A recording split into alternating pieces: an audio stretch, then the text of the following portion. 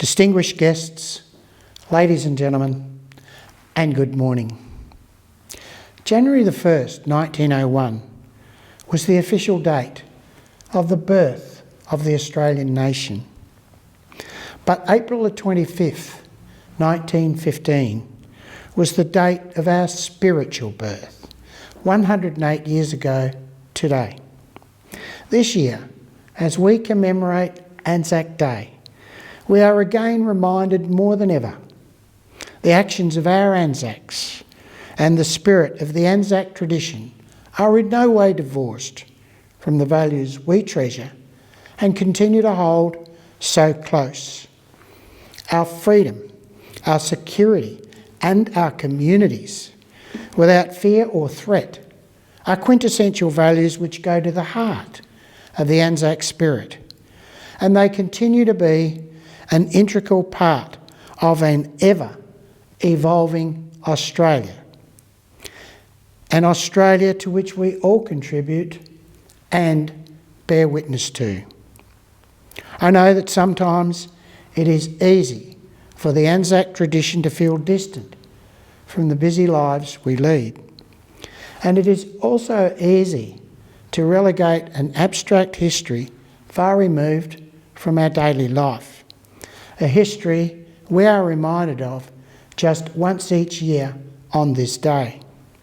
But for many Australians, the harsh realities and effects of war persist.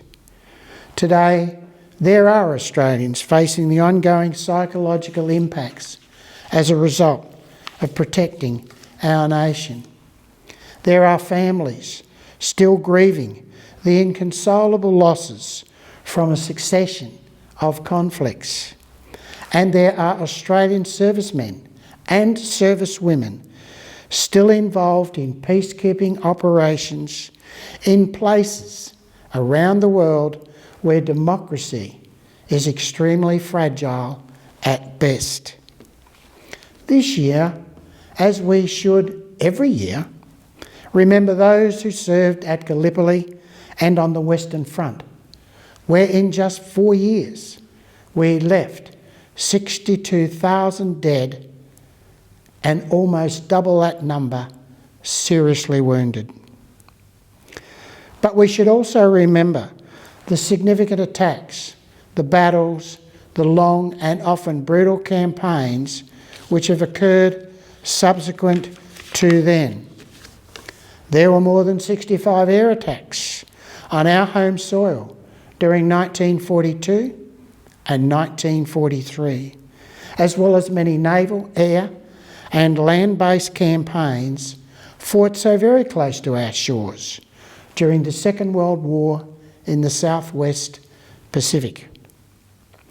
Just a little over 81 years ago, on February 19, 1942, our nation came under attack for the very first time when Imperial Japanese forces launched 188 aircraft, and that was just in the first wave, which bombed our northernmost city of Darwin.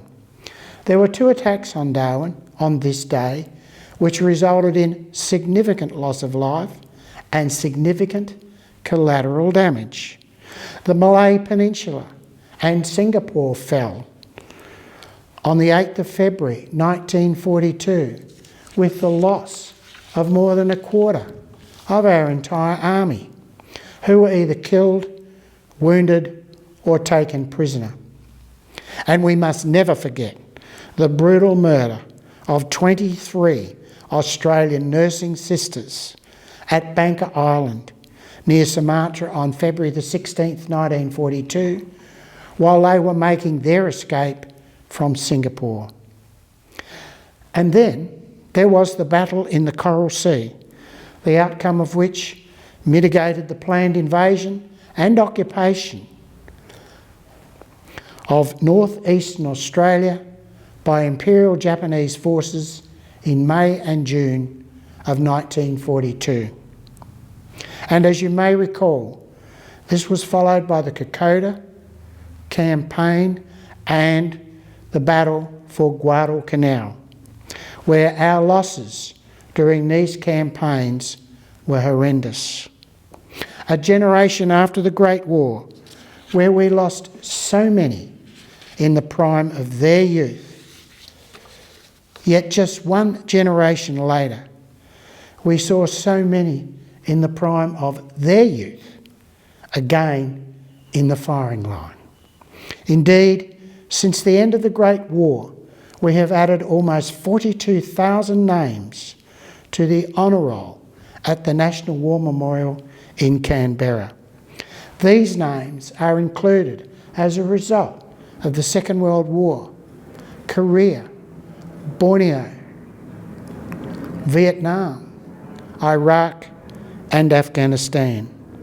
As we reflect on these events and the sacrifices made by others to protect and secure our freedoms, we are again reminded of the connection between our security and our communities.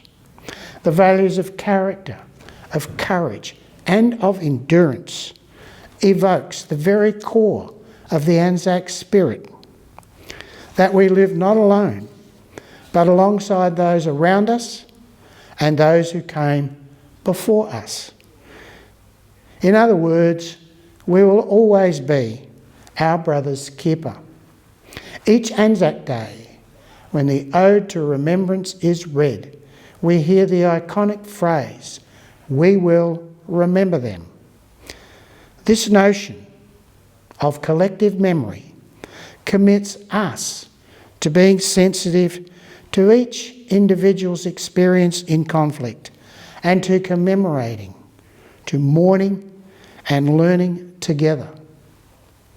Whilst we can never truly know the diversity of all Australian wartime experiences, may our ongoing commitment to try remind us that at the centre of this commemoration are real people and real losses.